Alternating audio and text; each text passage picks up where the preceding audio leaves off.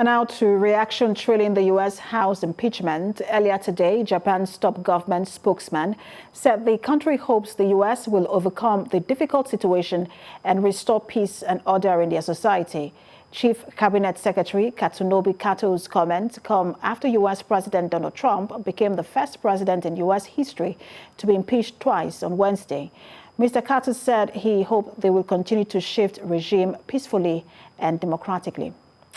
And joining me to look at the reactions trailing the House impeachment of President Donald Trump is the president, the movement Pro Pictures, Ibidolapo Ajayi from Dallas, Texas in the U.S. Good to have you join us, Ibidolapo Ajayi. Let's start by getting your reaction to this historic vote at the House of Representatives to impeach President Trump twice. Well, this is unprecedented. It's never happened in the history of the United States. But we found ourselves in a situation where, as at this time last week, President Trump was holding a rally in Washington, D.C., and his comments to the gathering were deemed as an incitement to insurrection. And we all saw what took place shortly after that comment, or after he made his comments. We saw a mob move down to the Capitol, invade the Capitol, and put the life of the Vice President of the United States and members of Congress at risk. And as such, Congress were left with no option but to consider, to hold him accountable. And basically, that was the result. The impeachment was the result. So what happens next is for the trial to happen at the Senate. And as at yesterday, Mitch McConnell, the majority leader of the Senate, made a decision not to gather the senators together to start the trial. What we're hearing now is that will not happen until January 19th, a day before the inauguration of President Biden, which means that this trial will most effectively happen during his tenure. So 10 lawmakers supported the move to impeach President Trump. Does this perhaps reflect the state of the Republican Party and the role that President Trump might play in it when he leaves office?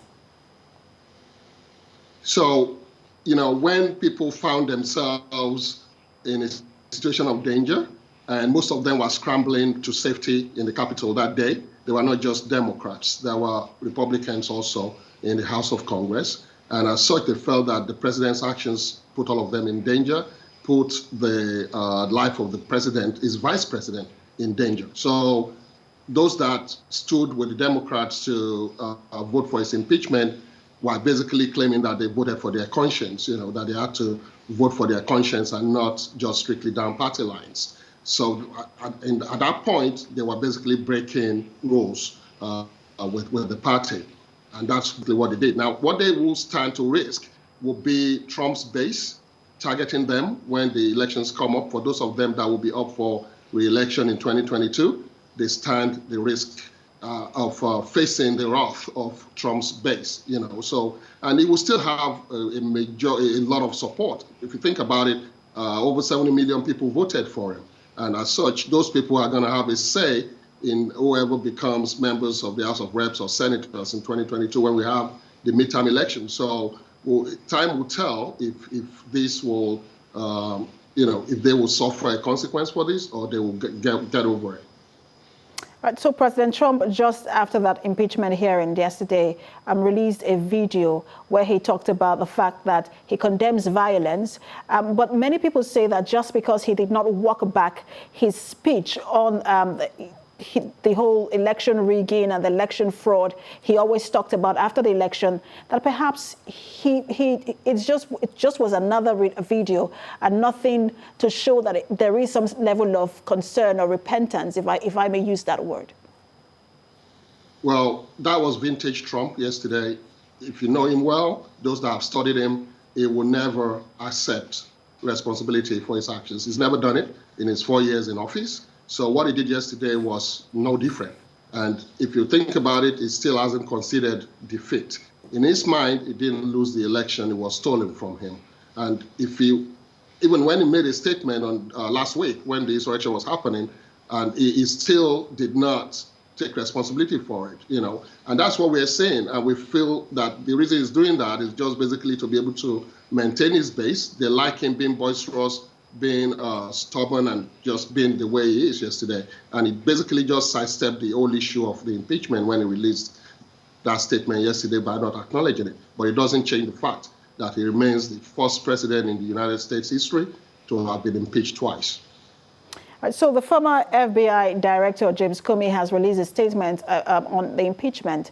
He says that Joe Biden, president-elect, should consider pardoning President Trump just as a way to unite the nation. Would you agree that it would be a good move in terms of unifying America at the moment?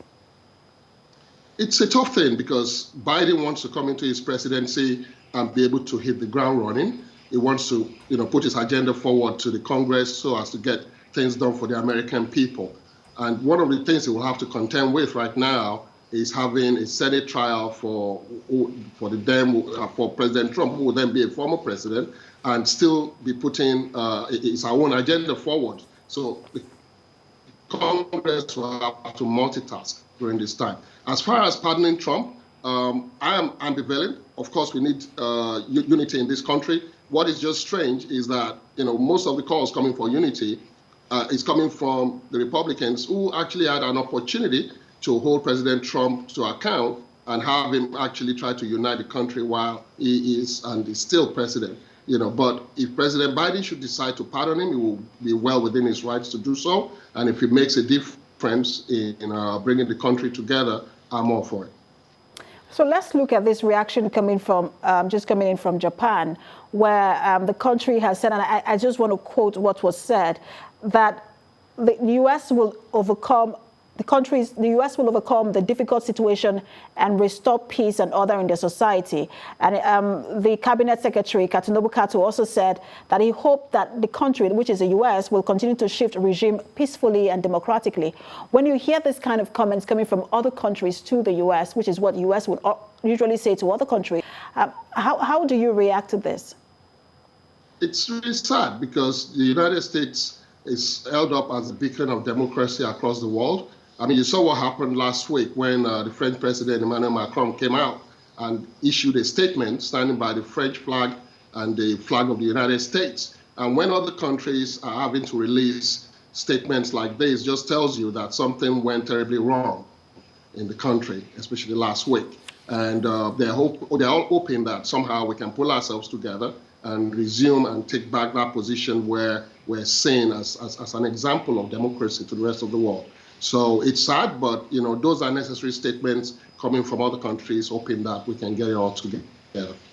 We hope that President Biden will be able to do that during his tenure, pulling America together and taking America back to the place of influence. President Movement Pro Pictures, Ibidolapo Ajayi, you joined us from Dallas, Texas. Thanks for talking to TVC News. Thanks for having me.